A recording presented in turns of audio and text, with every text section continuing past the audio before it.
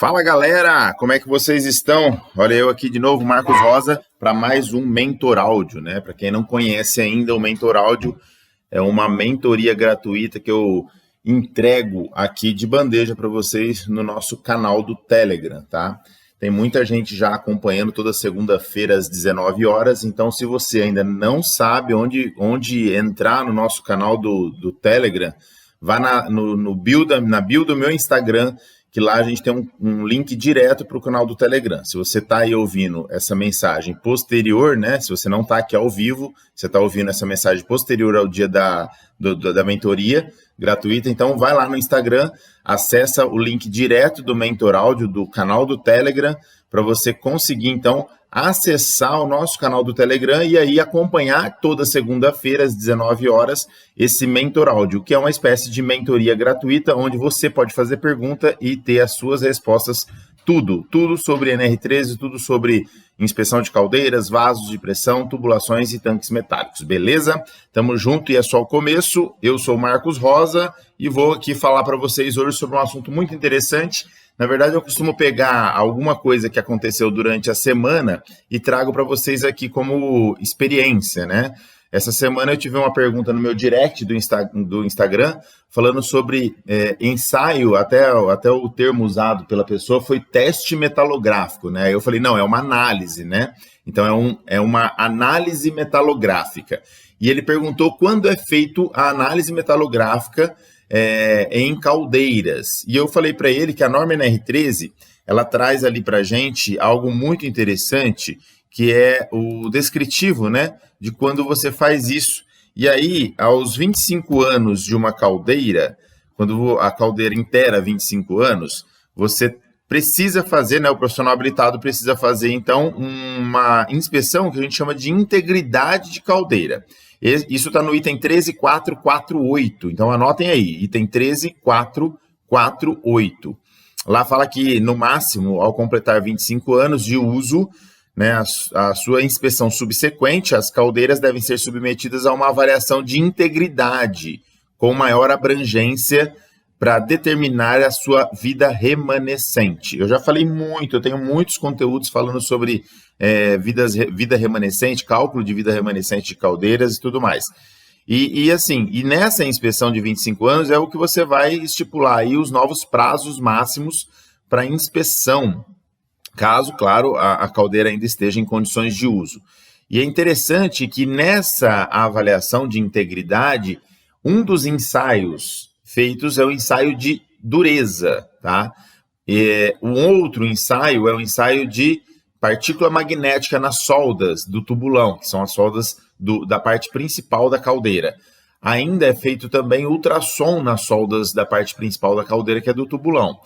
E, além disso, a análise metalográfica. E aí entra essa pergunta, né, do nosso seguidor aí, falando sobre a questão de onde e quando se aplica a análise metalográfica. E aí, nesse ponto, né, para a avaliação de integridade. Agora, por que a análise metalográfica ela ajuda o profissional habilitado a entender um pouco melhor, um pouco mais sobre a integridade dos equipamentos? Porque ela consegue avaliar situações passadas. Nossa, mas como é isso?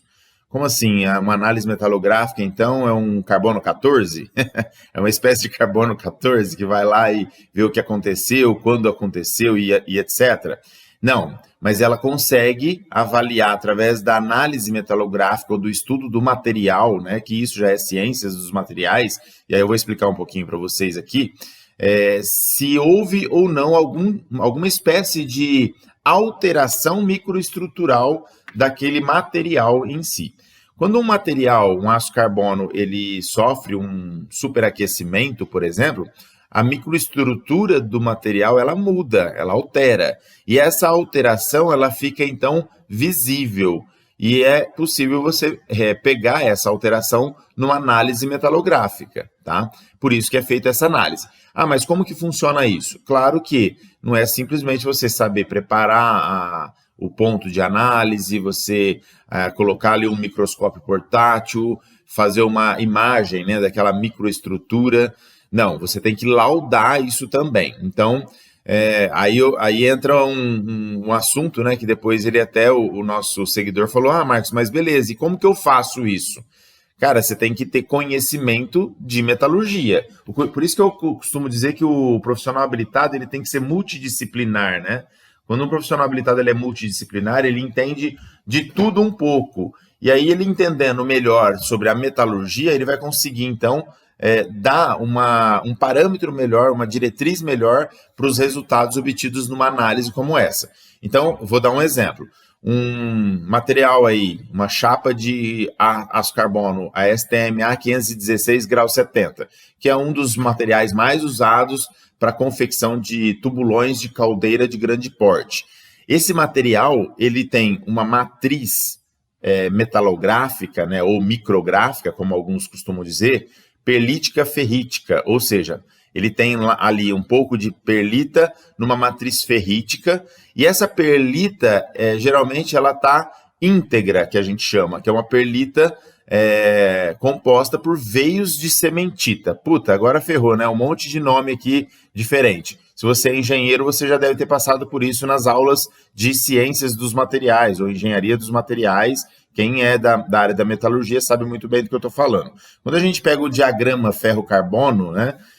Ali a gente tem uma linha que a gente chama de austenitização, ou seja, a linha que faz essa transformação. E geralmente essa transformação ela se inicia ali bem abaixo, né, de 1.200 graus. Né? Então imagina que para uma caldeira realmente superaquecer, ela precisa ter um superaquecimento muito alto mesmo. Só que isso pode acontecer, dependendo do tempo que ela ficar, né, nessa temperatura, ela vai ter uma mudança de fase, que seria o quê? A cementita lamelar, que a gente chama, né, que é o Fe3C, que é o ferro mais o carbono, que é a cementita lamelar, para uma forma globular, ou seja, ela deixa de ser lamelar para ser globular. Isso vai o quê? Reduzir a resistência do material.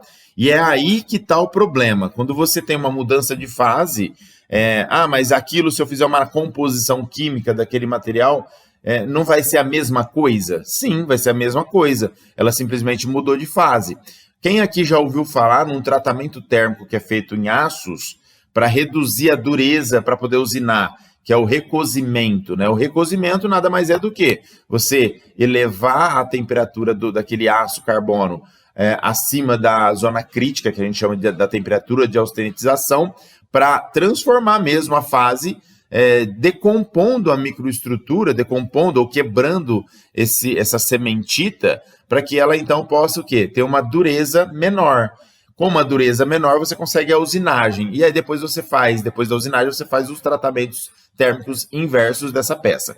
Isso acontece no dia a dia. Então, você pode ter um superaquecimento tão alto numa caldeira, pode faltar água, né? E você ter um aquecimento tão alto na caldeira que muda a fase da cementita, de globular para esferoidal. De lamelar para globular. E aí, cara, a dureza cai significativamente. Imagina que um material como esse, comum, ele tem ali uma dureza de mais ou menos 160, 150 HB, né, que é Brinell. E aí, você tendo essa mudança microestrutural, devido a um superaquecimento, essa dureza pode cair até para 90 HB. 80 HB. Então, o que isso significa? Que aquela resistência que aquele material tinha, que teoricamente suportaria uma PMTA daquela caldeira de, sei lá, de 28 quilos, com 160 HB, com 90 HB, ela não vai suportar mais 28 quilos de PMTA. Então, com base nisso, você vai reprovar uma caldeira, você vai paralisar o trabalho dela ou até mesmo reduzir a PMTA dessa caldeira para que ela não tenha, então, nenhum risco grave ou iminente. Então, aí, só para você ter uma ideia, isso tudo, né, que eu acabei de falar aqui, é o que você tem que entender para você realizar um estudo de integridade de uma caldeira. Marcos, mas isso pode ser feito só em caldeira ou eu posso realizar esse mesmo estudo de integridade, uma análise metalográfica, um ensaio de dureza em outros materiais? Em outros equipamentos, por exemplo, num vaso de pressão. Pode sim, é possível. Você pode fazer isso. Geralmente se faz esse tipo de ensaio, né, ou análise em equipamentos sujeitos à chama, porque os equipamentos sujeitos à chama, eles têm, então, uma probabilidade maior de ter mudança de fases. Um equipamento, por exemplo, um compressor de ar, você não precisa fazer um ensaio desse, uma análise como essa, né, uma metalografia. Por quê? Porque a pressão em si e o desgaste natural de utilização desse equipamento não vai mudar a fase ou a microestrutura do material.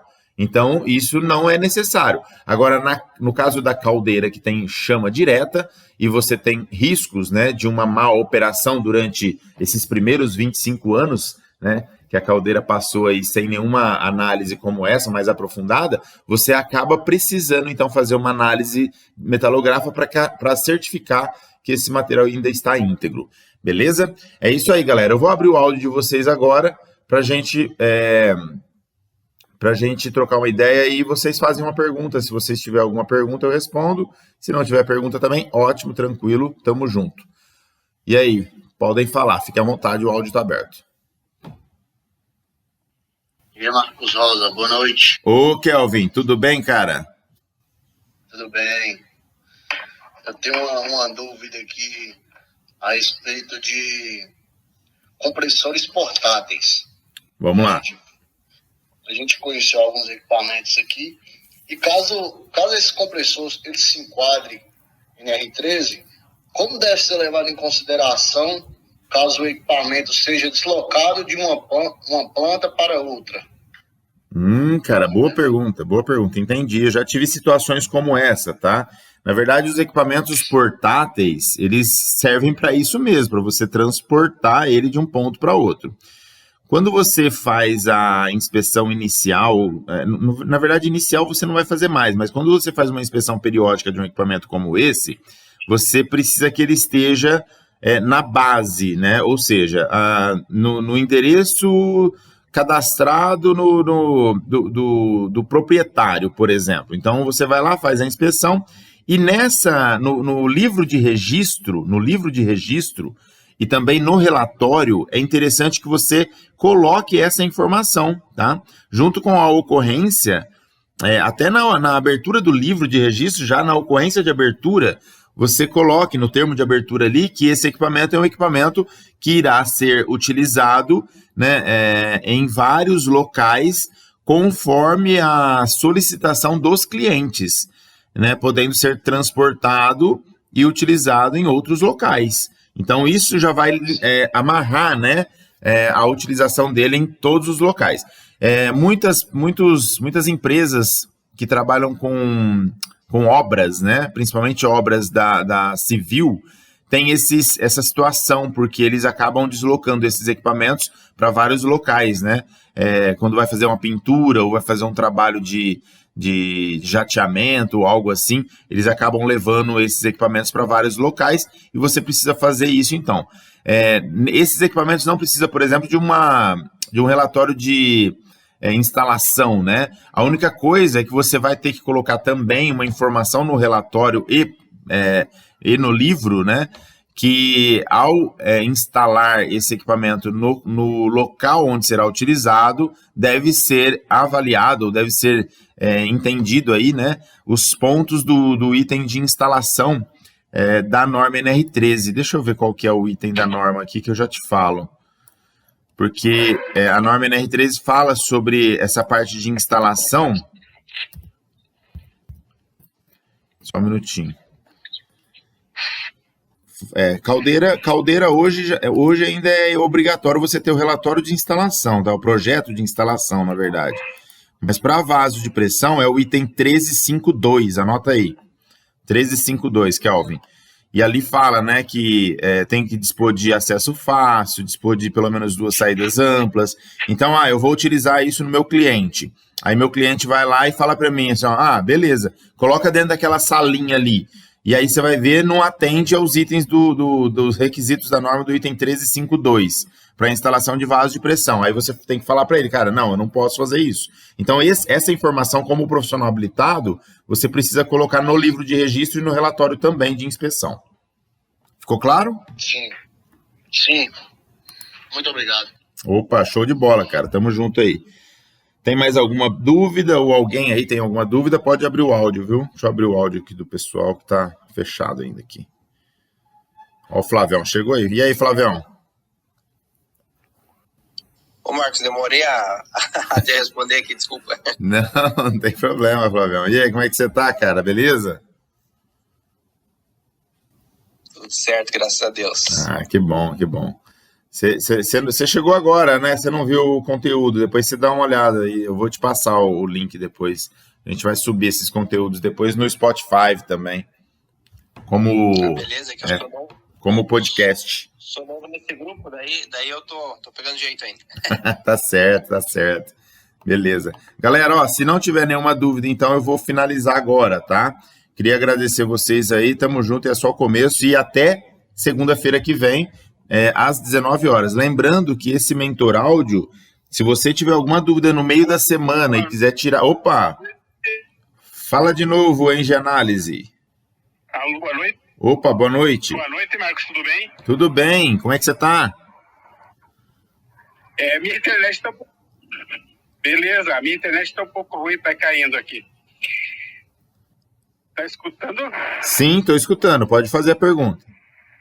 A minha pergunta é o seguinte, Marcos.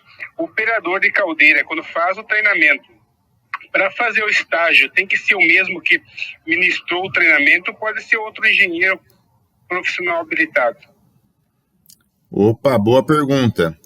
É o Cassiano, né, que tá falando? Isso, Cassiano.